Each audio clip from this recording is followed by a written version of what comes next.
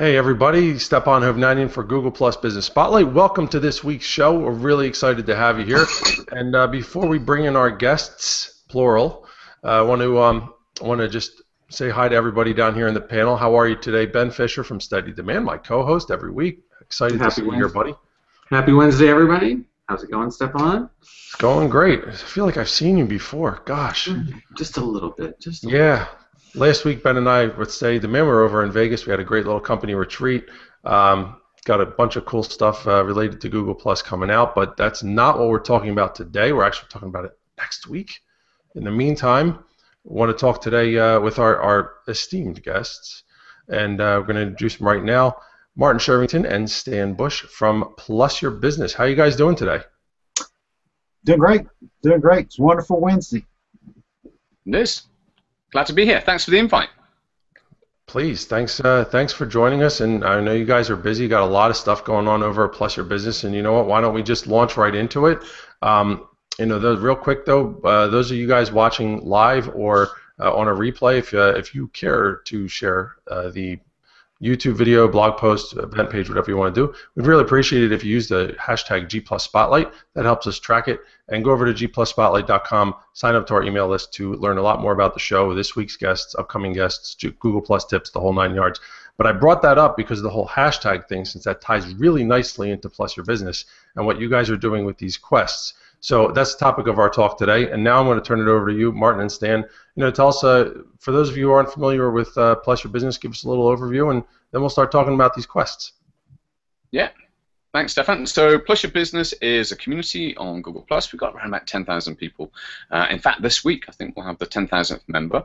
And we have plusyourbusiness.com, and we have the Plus Your Business page. And that's all about using Google Plus for business for small businesses all the way through to corporates. And we have a training academy, and we have neighborhoods. So we're going to be reaching back out into the real world and having groupings of businesses, like a virtual chamber of commerce that's kind of in reality as well.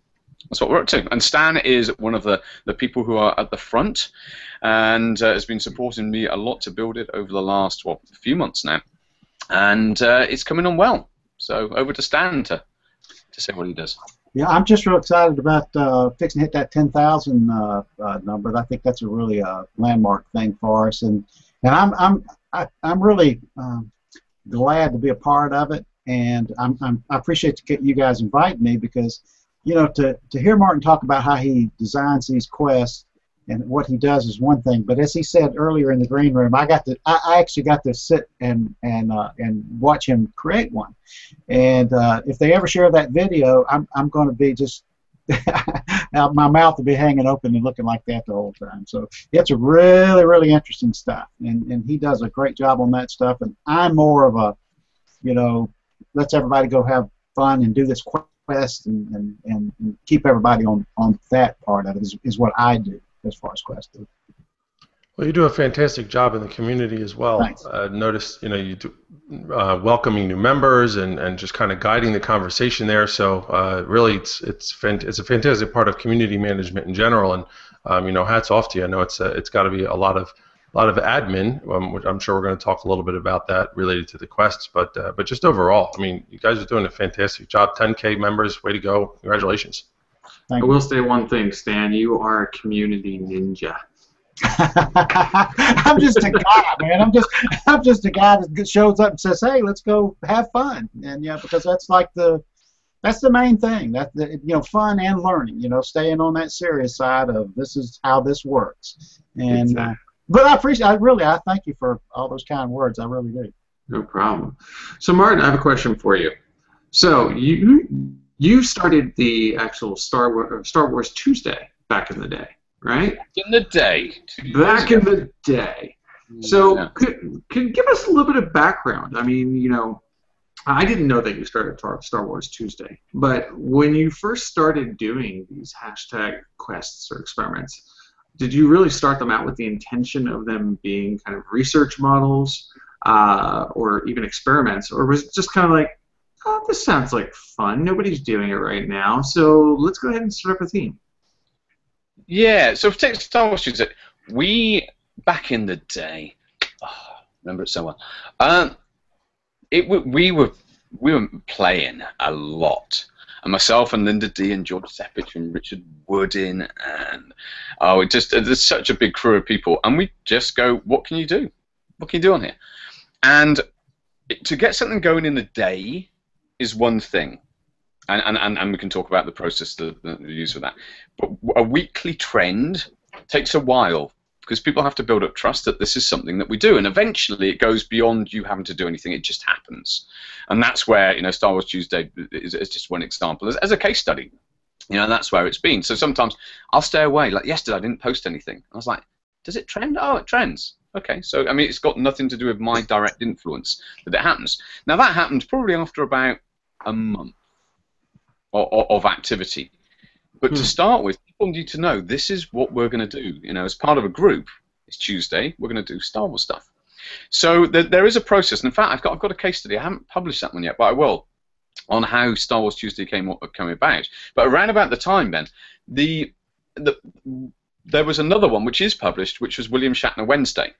And we did a campaign which was relentless. And thank goodness it happened, whereby we were trying to get William Shatner, his agency's attention, and we got him to interact with us, his agency, interact with us, and you know, we had posts that were flying onto the hot list of memes, and everybody said thank goodness that it all kind of came together, and they had nice conversations, because they didn't want us doing it for another week.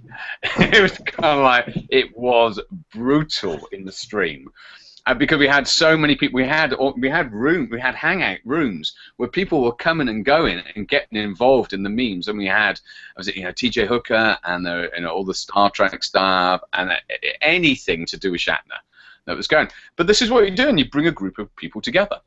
So whichever way, it's either Star Wars fans, or in that case, it was people who just appreciated that particular time, and that was for Richard Woodin's birthday. That was the excuse that we gave. So we've been doing this for a while, but it's changed. It morphs, and you learn. You know, you learn what works and what doesn't. So you mentioned, you know, you get started with a group of people. Back in the day, it was probably a little easier because more, you know, people knew each other.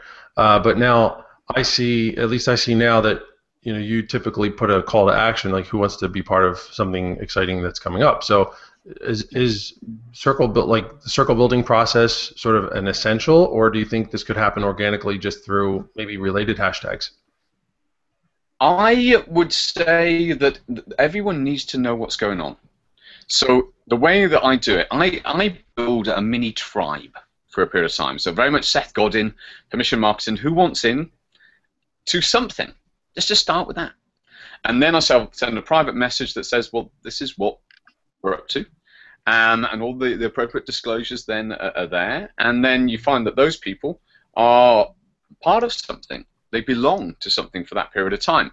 Now, if you've got a team of people, so we have a Plus Your Business hangout, a perpetual hangout that's open, and we can do certain things with that. So we can say, hey guys, you know, this is what's going on today, and there's around about 20 of us in that hangout.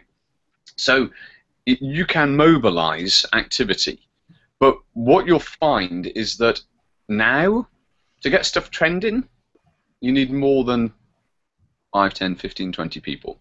You know, I remember back in June 2012, you could even get people, you could get stuff trending with a lot less than this, but you know, if you had 10, 15 people involved in something, you'd often find it would rise, particularly at the right time. Whereas now, it's not even about the numbers, actually. It's more to do with who wants to be involved. And actually, the trending is evidence that there's a movement happening, not the outcome for the movement. It's just something that happens along the way. So it's more important that people feel part of something than you just go, oh, that's it, we're trending now. That's just interesting, because you can then analyze, do more people get involved? What's the response to it within the network? Do people start talking? Do brand pages jump in on that trend? I mean, that's what's happened. I mean, I remember the first times where brand pages were going, oh, there's Star Wars Tuesday. Oh, that's interesting. Or whatever they were. I mean, we've done lots of different ones. And you just noticed that big brands would get involved. And we did one which was 007 Friday. And actually, it's 007 Friday was the hashtag. And this was a whole Bond celebration day. And we just noticed that big brands were jumping on it the same day.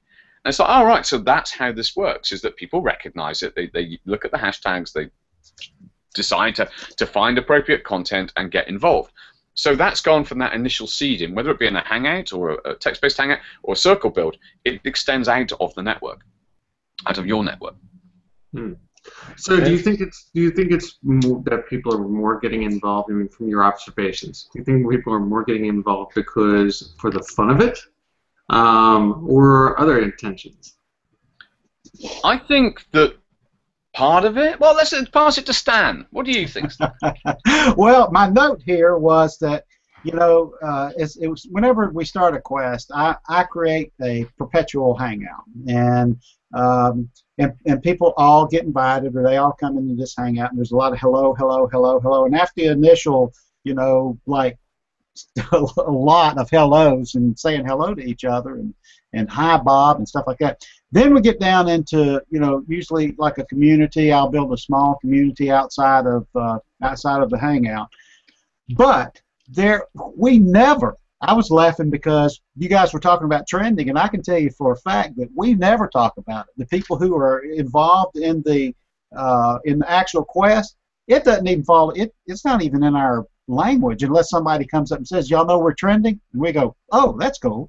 But for the most part, we're all trying to, you know, just have fun and pass along ideas about, you know, what do you think about this, and what do you think about this, and so we never look at those numbers.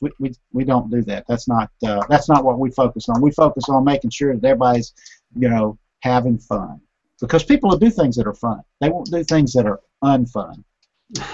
This is true. I mean, that's a great point. You know, I want to bring real quick sort of a related comment over from Randy Milanovich, who asked. It's a good question related to building the circle, right? So, is there like a buy-in, like sort of a blind opt-in to this thing, or how important is it, I guess, to be transparent about what it's about? Because I know I've read some of the studies that the write-ups that you've written, and I think, you know, the bigger picture is you want to have as clean of a data pool to begin with as possible, right? You don't want to have a whole bunch of hashtags floating around, and then that takes on a life of its own, and could potentially mess up your findings. I think that's a great point, and I've written a whole blog post on disclosure, transparency, and the social games that is on the website. So it's all spelt out exactly what I do, so it's all in one place. So Randy, if you want to check that out, that's the place to see it, and it gives a lot more detail on exactly how I do things. Great point. So let's see. We had let's come back to, I guess, making it fun. Ben, you had the whole list of things you were going to ask Martin, so I'm going to toss it back over to you.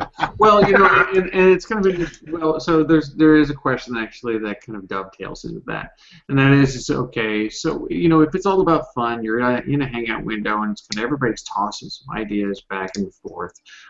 So you know, that kind of sounds not in a derogatory form, but it sounds a little bit disorganized to begin with, right? So, which is fine, which is great, because awesome things come out of chaos.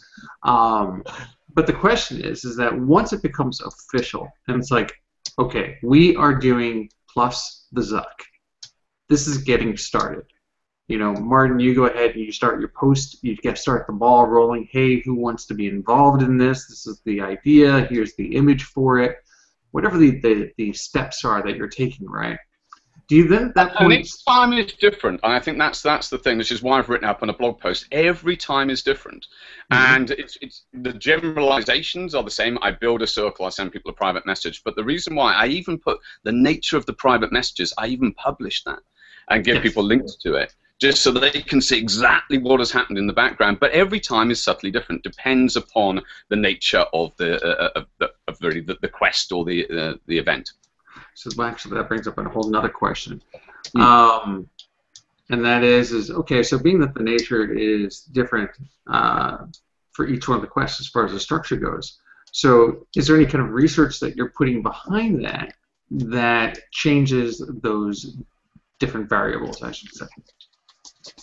Well, we use Nodex to see how things went. So myself and Lee will have a conversation about what happens, and I'll start to remap then how I experienced the surf, the water, how the event went, and all of that. That's my sort of the real felt experience. Using the analysis and the reports that we put out after, it will then help me understand what was happening from a network point of view. So, for instance, to give an example, so I think this was on the Canva quest. Maybe no, it was the Free Quest actually. It's the one we did for Chris Brogan. I think we peaked, and it did start trending, and we had lots of people, and we had the Hangout. I think there was one Hangout, and we were flowing. Yeah, there's just one Hangout for that, and a point came that it stopped trending, and I was like, oh wow, what happened there? That's interesting. And what needed to happen was more sharing occurring between people. So we actually did a real-time analysis on that, and I fed back to people and said, guys, just to let you know, if you do like and relate to each other's content and you share more, it'll probably start trending again, and that's what happens. So, you know, the feeling, and when you're in it, is also then supported by an objective view of the social network analysis. Yeah. I love the fact that you just put in there and said objective view of the social network analysis. Because otherwise, it's so important. But, you know, you're in it. You're in that moment. You're with people, and it's really, and the energy flowing in between. When you've got 100, 200 people who are involved in something, it's great. So the question on the trending part of it, right? So we know that like What's Hot, for example, has become very, very personalized, and even hashtag Discovery has become extremely personalized because there's a relevance factor to it. Do you know? I don't even know the answer to this. Are trending hashtags? Are they a little bit bigger than the personalized part? Is that across Google Plus, or is it still highly personalized? What do you mean by personalized? Well, like, you know, I might not see the same trending hashtags as you because we have different interests. Well, we probably do. You and I are probably a bad example, but let's say somebody's interested in horses. I believe language they'll be different and there, but generally we did some research. Generally, they're across the world. So what you and I see will be the same thing. Oh, that's great. Yeah. So when something's trending, it really is trending. Yeah, there are a few exceptions to that, and we haven't done this. It's just taken me back a while now, Stefan. There was some research we did about a year and a half ago, and there were differences showing. But generally, we found that it's a global language thing. Cool. So if it's English language, yeah. Interesting. So going back to a little bit about the organized chaos. Yeah. Two things, right?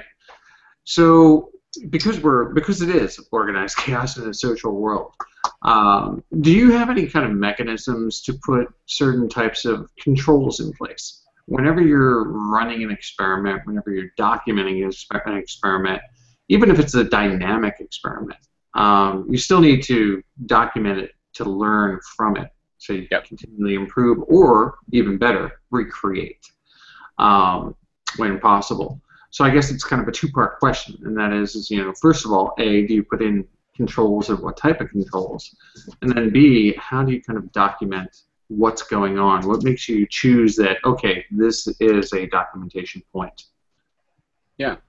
I mean, the controls are you just do your best.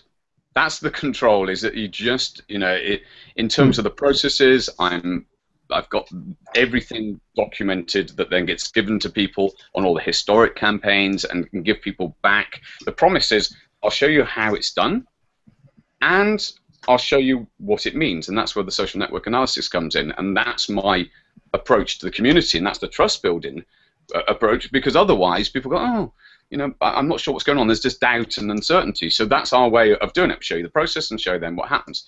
And in terms of documenting, what I tend to do is use Google Drive, and as a campaign's going on, I either put the links in or I put screen grabs of that content that people can then access.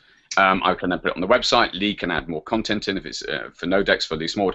So we have a process that's there. But the funny thing is, no campaign is ever the same. Sure. And this is what Stan was alluding to earlier, that the Discover Google Plus campaign, which is coming up next week, which is because we've got a great infographic. This is what sprang forward. We've got an amazing infographic, which is a Google Plus marketing one, and it's going to have sections for circles and everything. I just went, well, this would be great to bring more people into the conversation around Google Plus. So that has required a different approach, and it's like, do I start with one infographic, or do we cut that up into 5, and then how would they relate? And and there's a lot of creativity in that very first bit before I go, hell, who wants to be in this particular circle? This is what we're up to.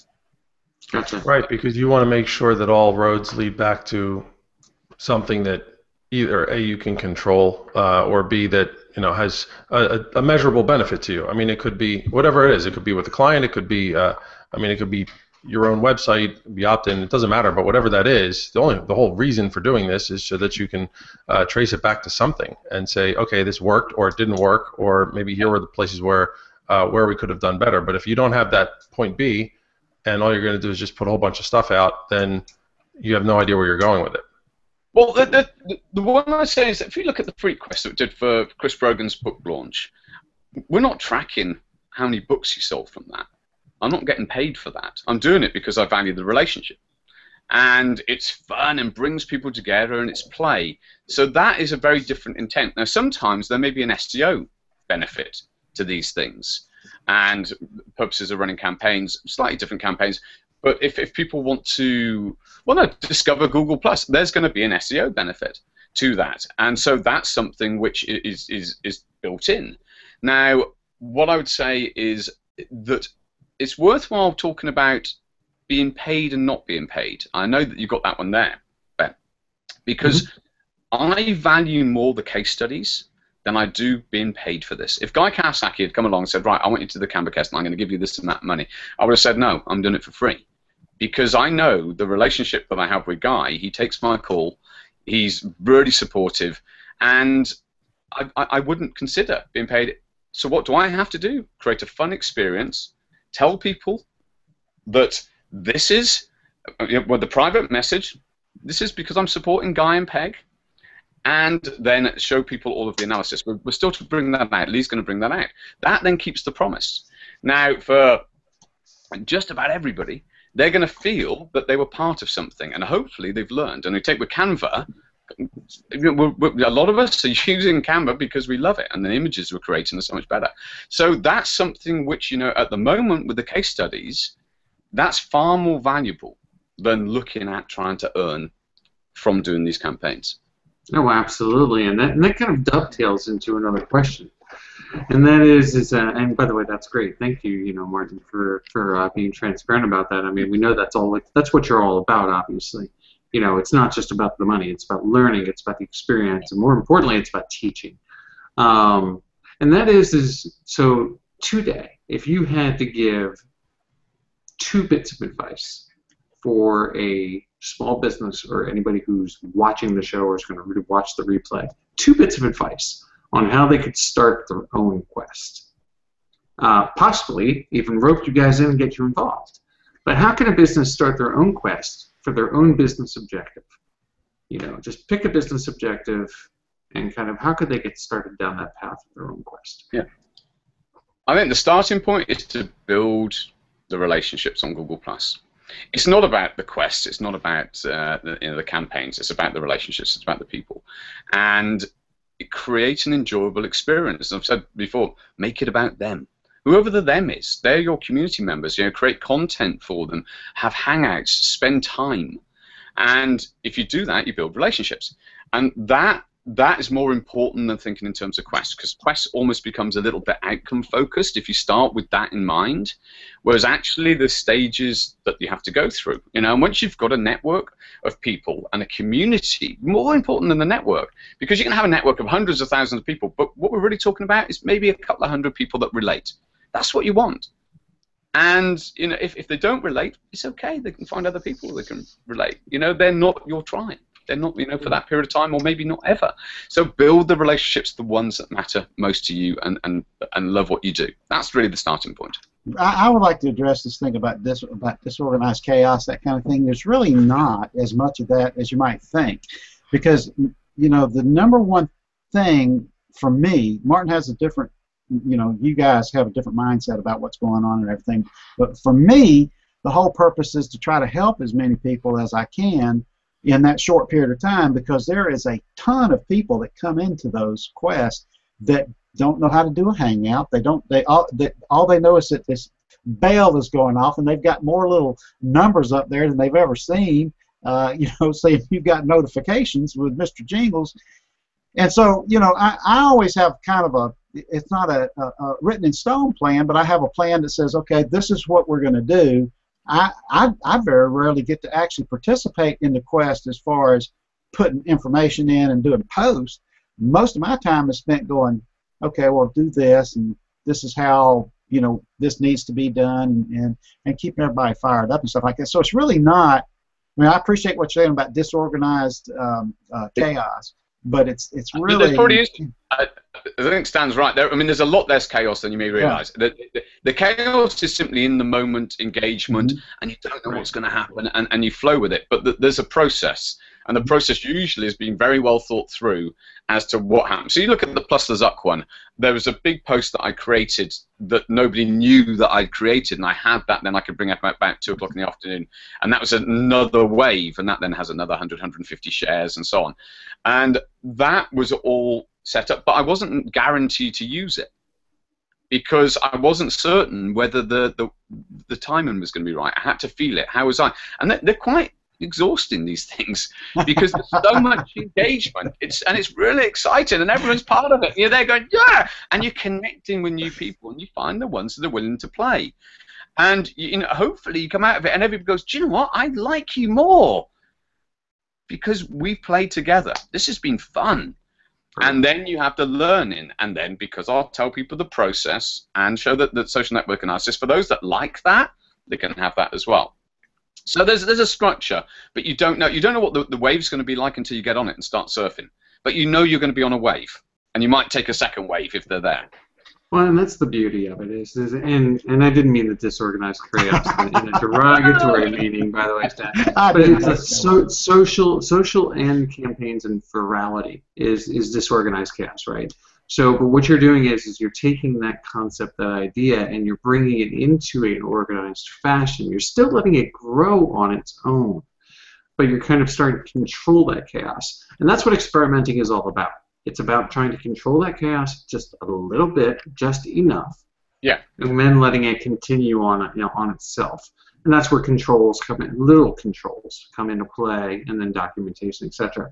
So, I mean, you guys are doing a great job of that. I've seen many viral campaigns go completely sideways, and I've seen some go phenomenally. I mean, I look at what you've done with the Shatner and the Star Wars plus the Zuck was amazing.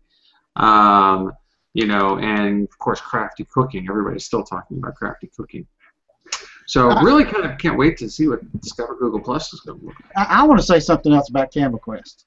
Is that, that group is still there. The quest is ended, but there's still a group there of people that got together during that quest that still, talk and post every day.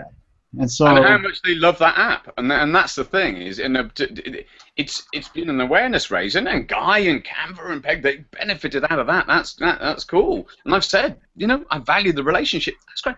What have we got out of it? What we've plus your business as the community got out of it is we've got a new tool that's up in our game in terms of visuals. Mm-hmm. That's what we're doing, and the amount of people that are now, if I look at it and go, now we're getting there. This is great. You're going to get more engagement. People are going to pay attention because we're using a better tool. So that's where the benefits come. And that's why we've got to remember this is plus your business. This is my approach. And if people like that approach, come and join the community. And this is the sort of things we do. I do it via my profile. If there's a desire for greater reach, but these are a lot of the time they're hosted on Plus Your Business as events, and that's where the research sits.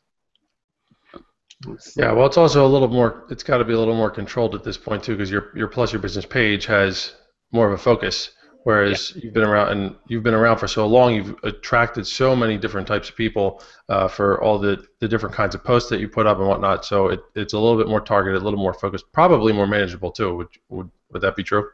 Yeah, and there's also, I mean, Plus Your Life is the balance of Plus Your Business. So there are people around, like Monica Schmidt, who've been around for the entire time, and they're just like, yeah, if you're doing it, Martin, I trust you, let's play.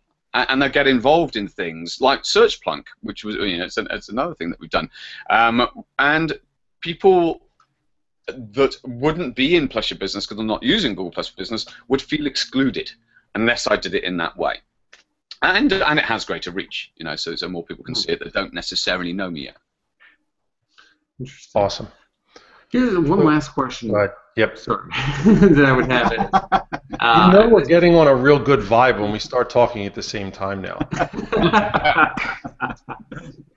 Now you just need to start completing my sentences, or I need to start completing yours. So, and that is, and Stan and Martin, this is for both of you. And that is how important is it to, when you're getting these started, or maybe towards the tail end, how important is it to kind of look outside of your own personal social networks and your sphere of influence and start looking outwards, even onto other networks, basically. So looking outside of the Google Plus box. Should I answer that, Stan? I'd say that if you focus on building, I mean, I've built the community around Plus Your Business on Google Plus. Now, even though we have Twitter and we have Pinterest and we have Facebook and LinkedIn present, it's not. It's primarily the tribe, the team, the community is all around Google Plus, because we know that people can relate to the content here, that we can have the conversations, we understand the dynamics. So when you plus mention somebody's name, we know when it goes into their inbox and doesn't, and when Google Drive docs, most people have got, so the ecosystem works for us. So that's really why we focused. Now, it doesn't mean that, like with Discover Google Plus next week, one of the things will be, it will probably spread across to Twitter, because there is a desire for more people to come on board. And if you've got the right resources, more people will want to discover Google Plus. So that can happen, but the main focus is on here, in platform, into the ecosystem. Yeah. Sounds good. Awesome. Well, we've hit our mark where we want to try and be every week. So, and I think we're just kind of scanning the questions here. Some great comments, great chatter actually, which I think is appropriate for what for having Martin and Stan here today. We've had some great chatter back and forth with some of the people watching live. So that's awesome, because it's like you guys are an actual community talking to each other and getting to know each other as well. A lot of kudos and shout outs to you guys too. For the various, actually a couple of the different quests that we've had. So, you know what? Let's quit while we're ahead. And in the meantime, in the meantime, everybody pay attention for next week, because we've got I know I wanted to be a part of this one, the Discover Google Plus quest. Really excited about that. I really want to experience this one firsthand. It's a little more in line with the types of things that I like to post. So for me, I was like, oh, this is a no-brainer. So I'm really excited to see what you have in store for me, Martin. I can't wait to play. Yeah, it's going to be a good one. Yeah, definitely. In the meantime, for Ben, Martin, Stan, myself, I want to thank you guys for coming to Google Plus Business Spotlight this week. Actually, Ben and I are going to take the helm next week and talk a little bit about steady demand in communities. It's actually 6 months since I had Ben on the show before he was a co-host. So we're going to sort of celebrate that and talk a little bit about some of the things that a business could do with communities, and chances are you guys could talk circles around what we're going to say. But either way, it's our 6-month anniversary. 6-month anniversary. Very excited. And in the meantime, we look forward to seeing you guys in and around Google Plus on GPLUSSPOTLIGHT.com. Don't forget to check out the email list again, where we share lots of tips and information about our guests. Look out for the blog post, and let us know if you want to be in the invite circle for future shows. I always forget to ask that, but I shouldn't. So I'm doing it now. One last thing. We'll see you guys next week. Oh, you got one more? Yeah, sorry to bust up your ending there. Complete my sentence next time. And that is this: is that just for this show, I've got to end the show with a call to action. Okay, and that is that everybody who is watching this or watching the replay, whatever, get involved in the Discover Google Plus campaign that Martin and Plus Your Business and Stan are starting. It should be a fun one. Even more important than that, correct me if I'm wrong, it's all about expanding the exposure of Google Plus, which is something I think we all want and we all need. So it's an important one. Get involved with the campaign. Let's all do it together. Let's make it a success. Perfect. Good. Thanks, Ben. Thanks, Stefan. All right, guys. We'll Thanks, guys. see everybody around.